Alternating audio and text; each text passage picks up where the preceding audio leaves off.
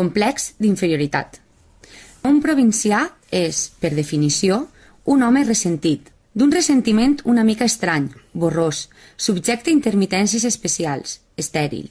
D'entrada, el provincià ja se sent vexat de ser-ho. Ell és una mena de ciutadà de segona, i ho sap. Tanmateix, el seu sucursalisme el lliga d'una manera automàtica al centre. Això li referma la situació de dependència a què està sotmès, la qual es colora amb tot el caràcter d'una acceptació espontània. Aquest mecanisme psicològic pot ser no seria tan generalitzat si entre província i centre no hi hagués, sempre en peu, una forma o altra d'antagonisme d'interessos. Interessos palpablement materials en la majoria dels casos. És en la defensa dels seus que el provincià es troba desconcertat. Comprova que la situació depèn, com ell, del centre. Voldria encara, per sucursalisme, que fos el centre qui la hi donés, i rarament la solució de que el proveeixen li sembla satisfactòria. Quan dels interessos passem a un altre pla, al pla de les meres relacions anodines de ciutadà a ciutadà, el ressentiment persisteix. Adopta maneres més atenuades, però persisteix. El centre representa totes les possibles magnificències del conjunt, i aquest acaparament molesta. Escolano, en escriure allò ja reportat de la impropiedad de hablar del vulgo castellano, llamando a sola Castilla España y a solo los castellanos españoles, prou enuncia el disgust provincià. El provincià és provincià, excèntric. Vaga pels afores de l'Estat i pels afores de la mitologia estatal. Ha intentat d'assimilar-s'hi i ho ha aconseguit en part, però els fets de cada dia li demostren que d'altra part d'ell segueix inassimilable. No li val de res d'apropiar-se la llengua, la cultura, l'estil que li brinda el centre, ni l'abandó sucursalista no li val de res. Mentre viurà a la província i formarà en la seva societat, serà un provincià. La seva reacció, en general, és l'anticentralisme. Anticentralisme administratiu, és clar. Protesta contra l'estat jacobí. És una protesta limitada, no cal dir-ho. Ell està infeccionat per la retòrica patriotarda de l'estat. Se'n sent patriota.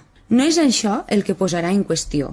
Si li repugna el centralisme, no és pas pel que té o amaga de coacció nacionalista, sinó pel seu mal funcionament com a sistema de govern. La protesta, per tant, no la fa en nom del seu poble, del cos social, històricament i culturalment determinat a què pertany. La fa en nom d'una inquietud episòdica. L'anticentralista s'excita per una fricció econòmica o per un desencant pseudopolític, per res més.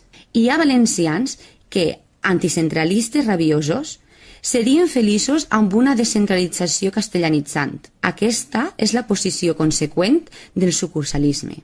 Allò seria per a ells un remei al complex d'inferioritat. La cosa és estúpida, però inevitable.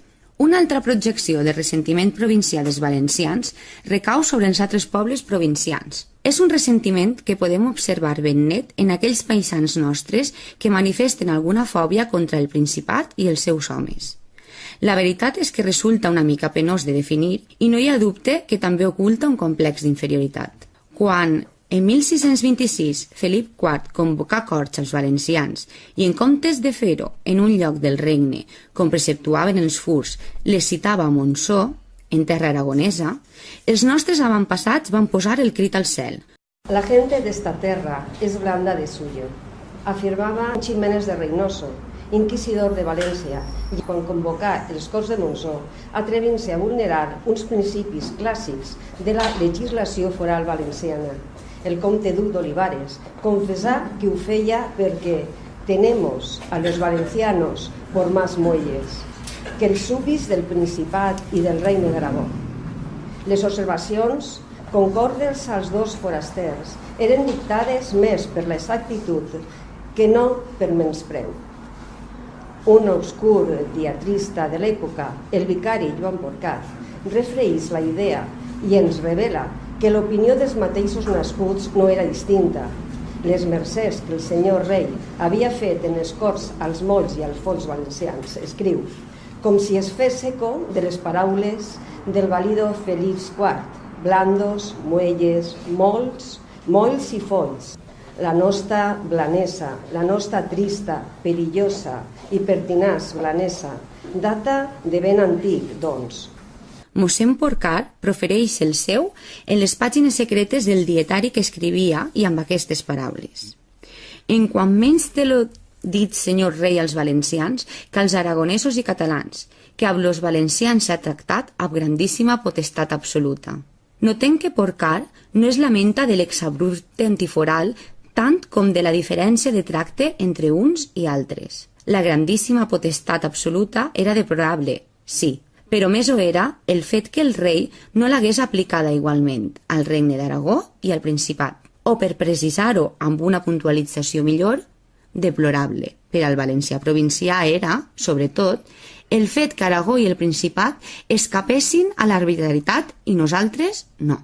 És ressentiment, no hi ha altra paraula. Ressentiment de veure algú altre en la seva situació dins de l'Estat arribava a esquivar d'una manera o altra el pes del postergament. Les comparacions es fan no pas respecte a tots els súbdits de l'Estat, sinó solament amb els súbdits de la nostra espècie, no amb els castellans, sinó solament amb els catalans estrictes i, en tot cas, amb alguna altra comunitat perifèrica.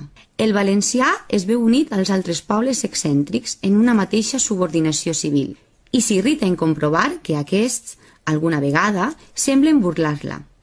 Creu que el centre es distingeix amb consideracions privilegiades. En tals privilegis són il·lusoris.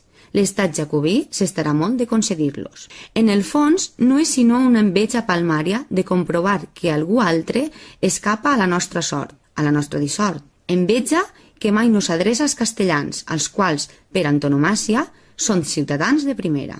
Ressentiment, complex d'inferioritat, suspicàcia.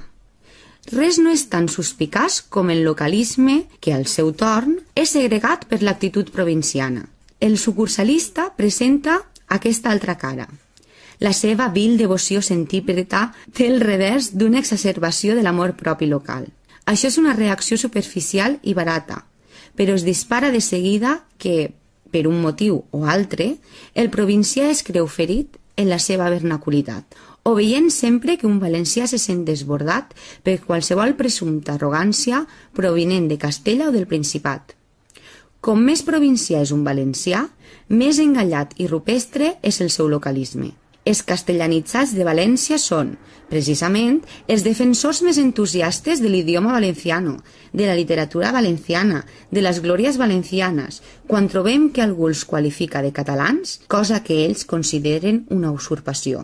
Són també ells els qui salten amb la més àrdida impetuositat quan un castellà denigra el dialecto o alguna altra manifestació levantina.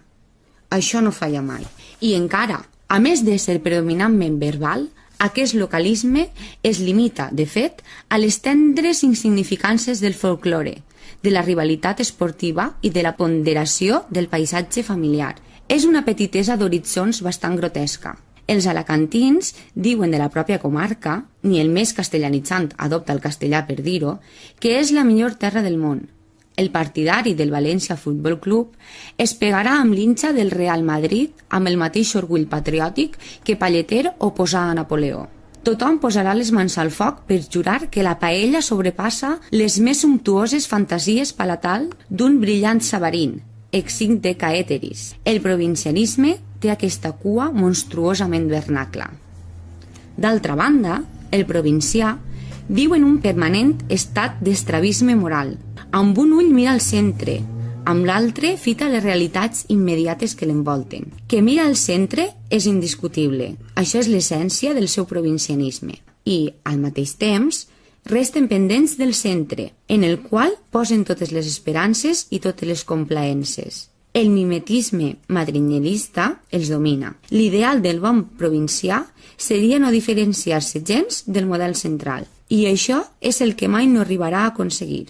El resultat és un hibridisme fastigós, un altre dels mons que pesen sobre la vida valenciana. Estràbic o híbrid, com vulgueu dir-li, provincià. Afortunadament, el provincianisme no és sempre tan intens com acabo de descriure'l. Hi ha una vasta gamma de provincians, i els més decidits no són pas els més abundants. Són, potser sí, els més estentoris. Els nostres màxims provincians es reculten en l'alta burgesia.